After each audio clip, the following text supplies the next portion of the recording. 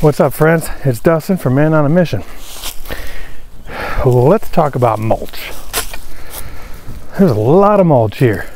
There's a lot of mulch in my whole yard. Well, I want to talk about why I have the mulch, why the mulch is good, but I also want to talk about the benefits and the hazards of mold in your yard.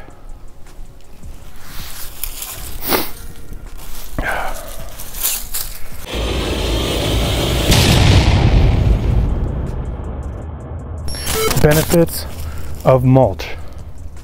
The mulch is going to add a lot of healthy nutrients to your yard, but first and foremost, it is going to really help your soil to stay moist and to stay wet when it needs to. It's going to help with that water retention so you're not losing it to the heat in the summer.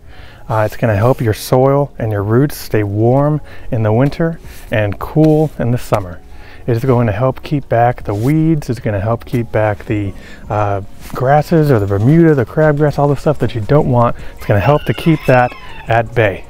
It aesthetically looks nice depending on the style that you're going for. For me, this whole side of my yard, everywhere in all my gardens, the ground is covered with mulch. I like the way that it looks, and it brings the benefits of adding a ton of nitrogen into the ground and all the nutrients that this stuff has as it breaks down, and all the rain or the water carries it down into your soil. And over the course of a year, this stuff has broken down and basically self-composted, and it's about half of what it used to be. So in areas where you used to walk and it was very fluffy and nice on the knees, it now feels hard again. Am I down to the ground? No, but it's just compacted. And if you move it back, the difference is you can see that the bottom layer of it has become black dirt, and that's what this stuff does. So if you think about in the forest, nobody goes out into the forest and cleans up everything and picks up all the leaves and the sticks and makes it look pretty like we love to do in our nice white picket fence American yards. The stuff falls from the trees, the plants fall over, the trees fall over, and they sit out there and they decompose back into the earth, and they give life to all the other plants and trees around it. And that is what I want to be happening in my yard and in my food forest. I want to kind of try and mimic that the best that I can. So having this stuff cover everything is helping me in a multitude of ways. So while mulch is great for the yard, great for your garden, and in fact can be one of the main reasons to bring some really good life into your garden and to benefit in many, many ways, mulch can also be very dangerous. And I want to talk about that because I have learned the hard way just how dangerous mulch can be. I've talked a little bit about and shared about how mulch has been the reason that it has brought life to my garden. Okay, lots of benefits to it. But I also want to talk about some of the things that you should know about mulch to protect yourself, to protect others, to protect your family, so that you can continue to keep enjoying things in the garden and keep enjoying your family and everything else that comes with it. One of the reasons that mulch is beneficial to your soil, as we talked about, is because it breaks down, right? And as it breaks down, it brings all these nutrients into your soil. It also helps promote the growth of different bacterias, and forgive me if I'm mispronouncing this because I'm no expert here, but mycorrhiza is what I'm thinking of here. It basically looks like mold. It's this white webbing looking stuff that grows throughout and underneath the mold as it starts to break down. Now that happens pretty quickly. The other thing that comes along with that is mold, actual mold. So if you get a pile of this stuff delivered and you let it sit there for even just a couple of days, you're going to start to notice some things. You're going to start to notice it giving off steam, especially if you disturb it or move it. And even if it's just a little bit cold out, you're going to see it steaming. Shoot, I've seen it steam in the middle of summer before. So you're going to start seeing that stuff start to steam a little bit. And then you also start to notice a bunch of white powdery looking stuff. Sometimes I've even seen it be blue. and that is the mulch beginning to break down and turn into what it does that feeds our garden. But that mold and those spores that comes off of that stuff is very, very toxic.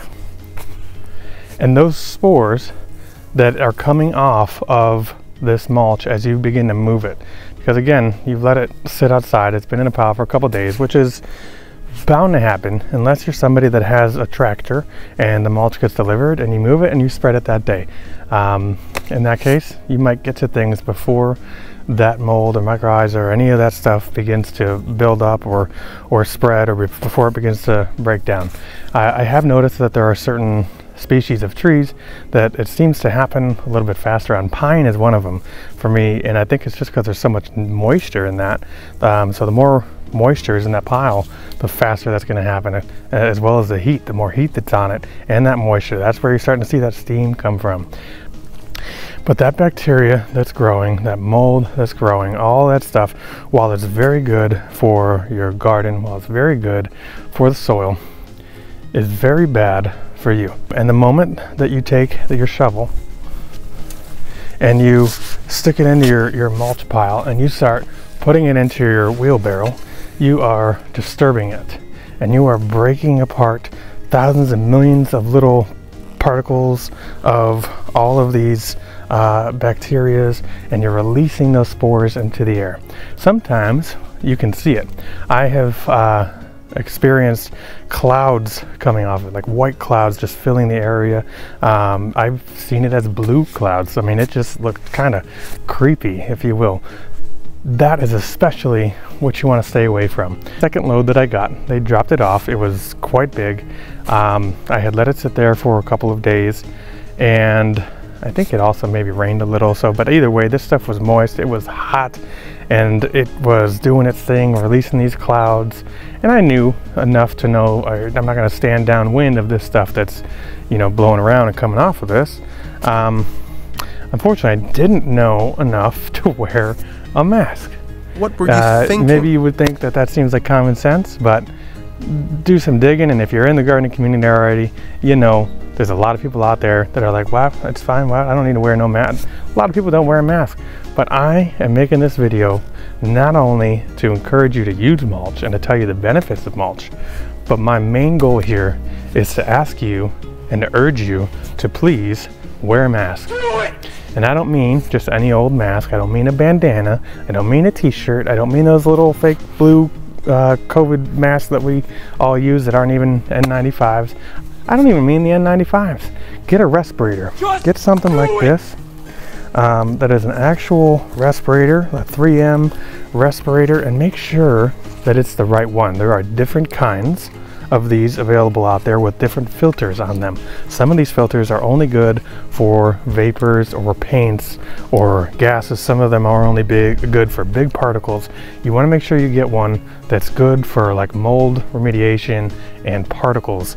The one that I use that is for that is the P100. P100 series. This is 3M. I mean, these things are less than 20 bucks, and guys, they could save your life. This thing could save your life. If you're going to get mulch, if you're going to move that mulch, wear one of these. Now I will tell you, once the mulch is back here and it's in your yard, it's fine. You don't need to wear a mask every time you're out walking around your yard. It's not going to be a problem. If you're going to go and dig around and move stuff around and disturb it because you're digging a new hole and maybe you've got a big old pile of mulch there, you probably want to wear a mask. Anytime you're moving it and disturbing it, you want to wear a mask, especially if it's been there for some time. In that first day, you might be okay. I still recommend to wear it. But again, for instance, today, this is fresh mulch, and I brought my rake over here a little bit ago and I raked out some of this area and pushed it back. I didn't wear a mask, but I'm looking at it. There was no dust coming off, no particles, none of that, and it's fresh. Once this starts to break down, I'm not moving it without a mask. And I'm going to tell you why. So not long after I had gotten that second load and I had moved it all into the back, no mask, you know, nothing like that. Thought that I had stayed downwind of whatever this stuff was that was coming off and blowing off of this thing. I began to feel a pretty strong tightness in my chest and a lot of coughing, a lot of shortness of breath, a lot of choking, and I have asthma, so you know, I've gotten flare-ups and things. For instance, I can't cut grass, and I can't be around somebody cutting grass because that flares me up and I feel a burning in my lungs. It's just no good, so I stay away from that. And sometimes during a, you know, if we have a monsoon or something like that, sometimes, you know, I need to use my inhaler or something like that. But this felt just like an asthma attack on steroids. I mean, it was bad, and that just kind of continued to develop. Now normally when I have that issue and it's like an asthma based thing, it goes away after a few days. I have a nebulizer machine that I do some treatments for it, and everything's fine. But this did not go away, and it continued to get worse. It got to the point where I couldn't barely get out of my chair. I mean, I was sitting there, and if I got up, I felt like I was gonna run out of breath. It also made me super sensitive to smells and to the pollen and things in the air. I would come out into the garden and I couldn't be out here. The smell of the plants was just way too much. I mean, it made me choke. I would come out here with a mask and I couldn't be around it. I mean, it was something like I had never experienced before. There were certain things too that really set it off. For instance, one was a nasturtium. Man, that stuff, I just was like, that stuff is the devil. I had never been around nasturtium before. Sensei Daniel was trying to turn me on to it, and after he brought, you know, some of his old mulch that he was moving out and getting rid of over here for me to have some to start off with, there was a lot of, you know, dead nasturtium in there, or nasturtium that he had just pulled, and that stuff set me off like crazy. I couldn't breathe anything, you guys, and I started to get real nervous that this thing was not going away. I mean, at this point, we're nearing a month. It was bad, okay? I went to the doctors, and of course, you know, they did the typical asthmatics thing here. But long story short, I ended up being diagnosed with what's called farmer's lung. Just from being around all of that debris. Plus it was my first time. I had just gotten chickens.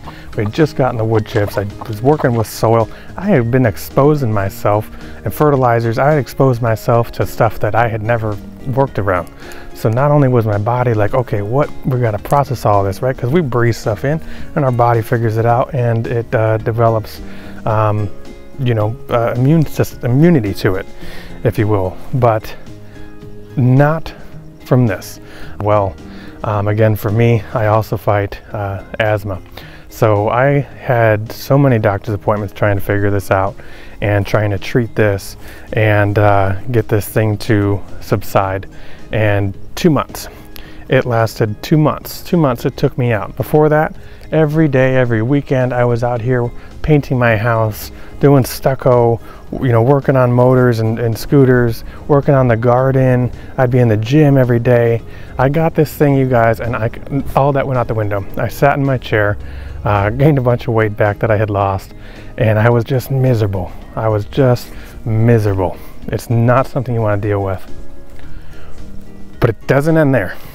It doesn't end there. Not for me, and not for some others.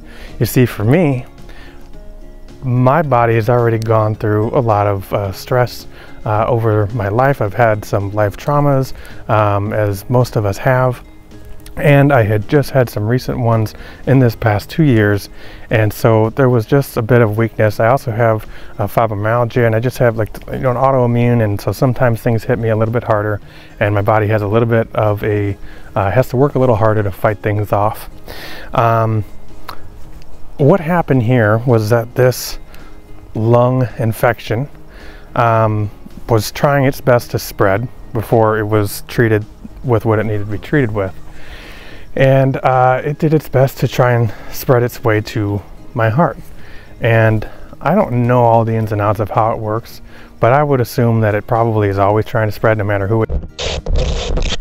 It's the second time today where the camera has shut off on me in the middle of recording. So I do apologize if this is cut together in a way where it doesn't make sense, but I don't have the energy or mental capacity to fully redo this in the way that I should. I have this farmer's lung. I'm dealing with a heart that's already kind of, you know, taking a toll, and it just simply wasn't strong enough to fight off this infection that was trying to spread from my lungs to the heart. And thus it did, and I had no idea that this was happening. And this infection spread from the lungs, it went to the heart, it began to deteriorate the valves on the bottom. And by deteriorate, I mean it's breaking them down, kind of like the mulch is breaking down. It was breaking down my heart and leaving behind holes. Seriously, this thing came in and literally, like Miley Cyrus on a wrecking ball, just did damage to my heart that I had no idea was taking place. Now, your bottom valves in the heart are responsible for intaking the blood through your body, pumping it into the heart, and then comes out the valves on the top, and you know, it's part of the whole circulation. Well, now that there's a bunch of holes in the bottom valves, it can't pump right. The blood is going up, but it's also falling back down, and it's going out of these holes because the valve isn't closing properly. It can't close properly, and therefore the blood is not flowing properly. I'm not getting the circulation that I'm supposed to get. And I went from having a perfectly fine heart, healthy in the heart area, fully functioning and everything, down to 75% functionality, and over the course of this last couple months has continued to drop and drop rapidly, down into, I guess, you know, 50 and below, as far as how much of the percentage of blood flow that I'm supposed to have is actually happening. It's actually getting through my body and through my heart.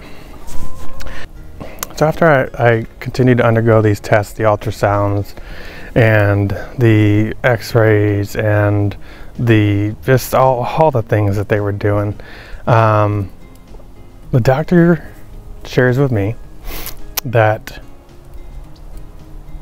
at the rate your heart is going now, and the holes are, you know, expanding and getting worse, while there's no specific timeline we can give you in this area, you are, you know, it's going the rate that you could and likely will have a fatal heart attack or stroke as soon as 6 to 8 months.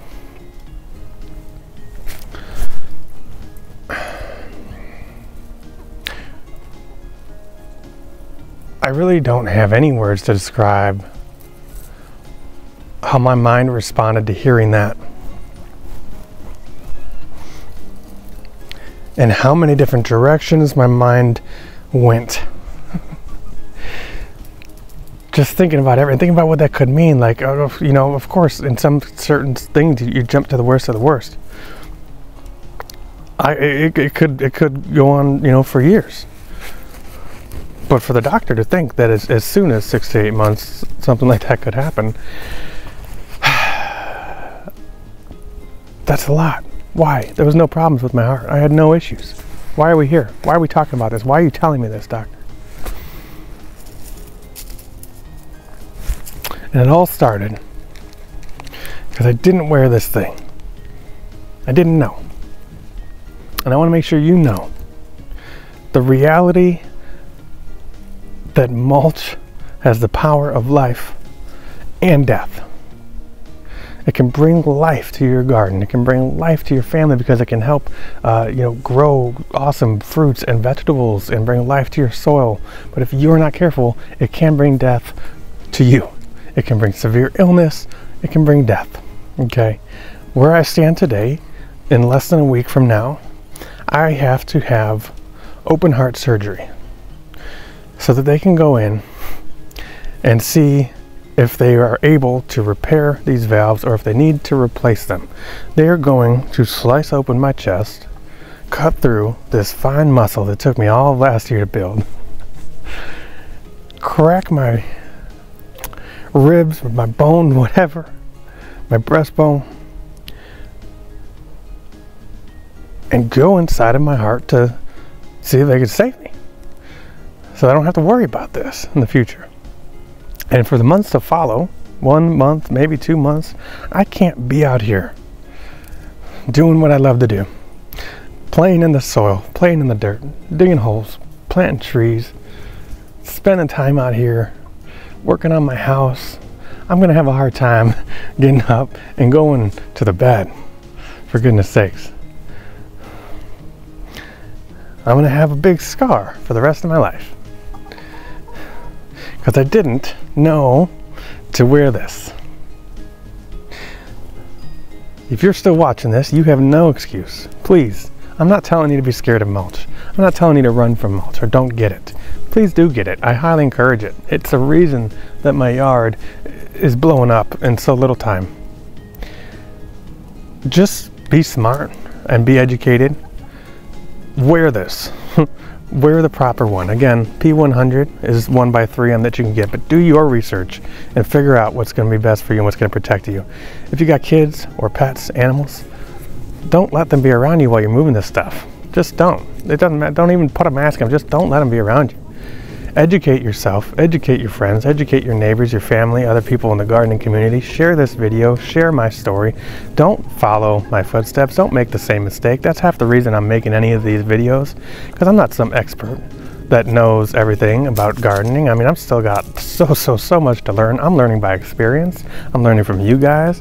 And I'm making a lot of mistakes along the way. And so I'm making these videos, and most of that is sharing the mistakes I've made so that other people who are following the footsteps of starting their own thing don't have to make those same mistakes. But this is the mistake of mistakes, you guys. Don't do it. Just don't do it. Just don't move mulch without a mask. Please. Wear one of these. It could save your life. Thanks for hanging out with me. Thanks for listening to me. I'm sorry this was a little bit long and probably not the kind of video you expected. But it needs to be said. There's a lot of videos out there, there's a lot of information out there, a lot of people talk about mulch. Never heard anybody talk about what it can do in this way. So, mulch, power of life, power of death. Choose life and let it bring life to your garden. Protect yourself and grow on.